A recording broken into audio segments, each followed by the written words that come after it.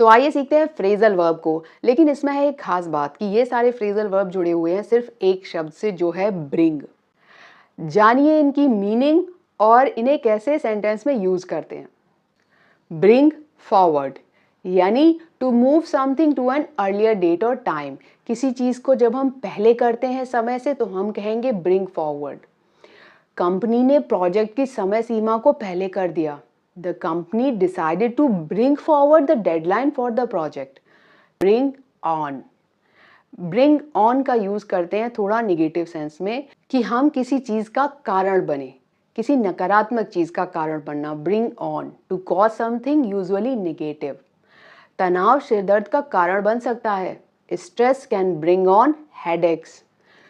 तो यूज कर सकते हैं हम ब्रिंग ऑन फ्रेजल वर्ब का। अब बात करते हैं ब्रिंग टू की। ब्रिंग टू मतलब होश में लाना, यानी कोई बेहोश हो गया है तो हम उसे वापस लाए हैं कॉन्शसनेस में, तो हम कहेंगे bring to. To revive someone from अनकॉन्शसनेस।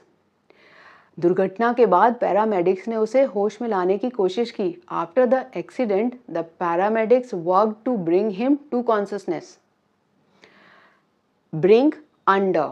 Bring under का यूज करते हैं जैसे किसी चीज को हम नियंत्रण में लाते हैं या कंट्रोल करने की कोशिश करते हैं, तो हम करेंगे इस फ्रेजल वर्ब का यूज जैसे bring under, to bring something under control. Fire fighters आग को नियंत्रण में लाने में सफल रहे। The fire fighters manage to bring the fire under control.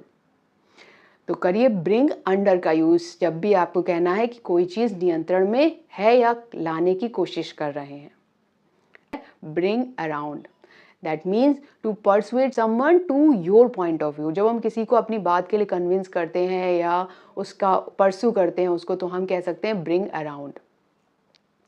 लंबी चर्चा के बाद मैं उसे अपनी सोच के अकॉर्डिंग कन्विंस कर पाया।